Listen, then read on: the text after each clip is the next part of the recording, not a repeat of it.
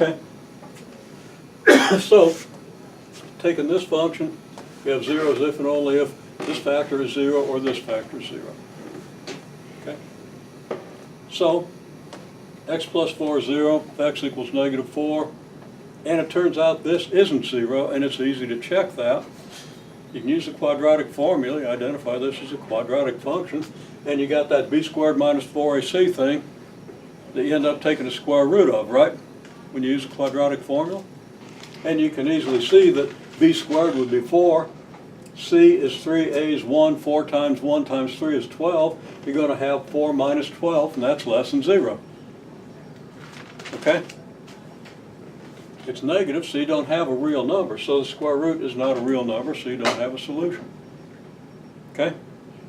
I won't write it down. This thing is called the discriminant, and you check quadratic equations to see if they're going to have solutions by looking at the discriminant. And you see what kind of solutions they have.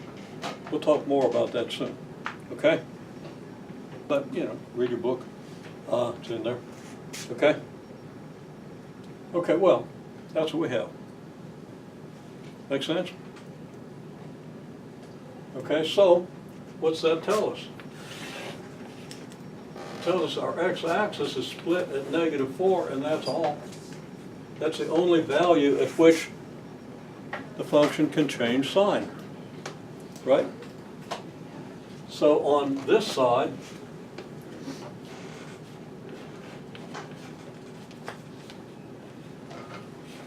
x plus 4 is negative, right? Now what about this quadratic? It's never 0. What does that tell you about the graph of the quadratic function? It's on your homework. It's either all the way above or all the way below. The whole thing's either above or below the x-axis, right?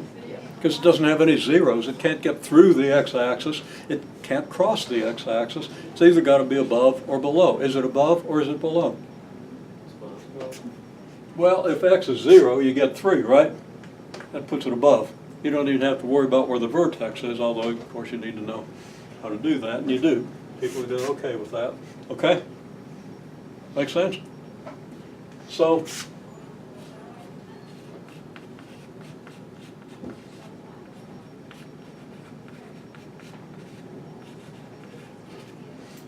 x squared plus 2x plus 3 is always positive.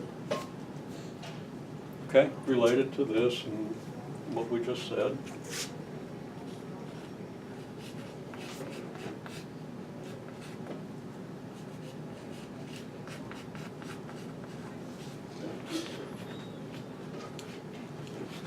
So g of x is going to be a negative times a positive, which is a negative, right?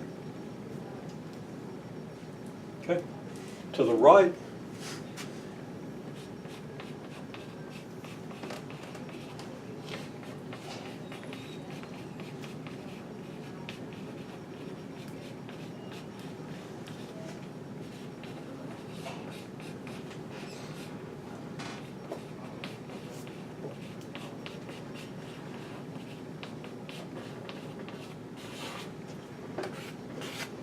okay?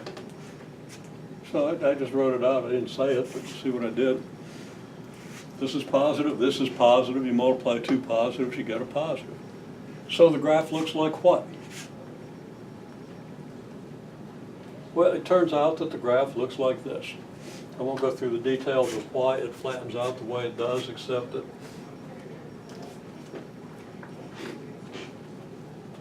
it actually doesn't flatten out. Okay. So we also know that it has to go up steeply over here. And it has to go down steeply over here. So the graph is going to look something possibly like this.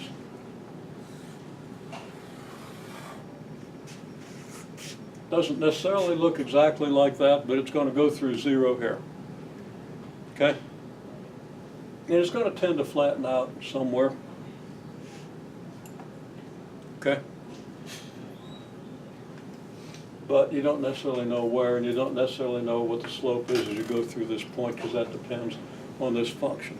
There's a lot of stuff you don't know and won't know until you do calculus, if you ever do calculus, okay? But that's what we can conclude about the graph. It's got to be down here because if x is a great big negative, this is a great big positive, and this is a great big negative, right?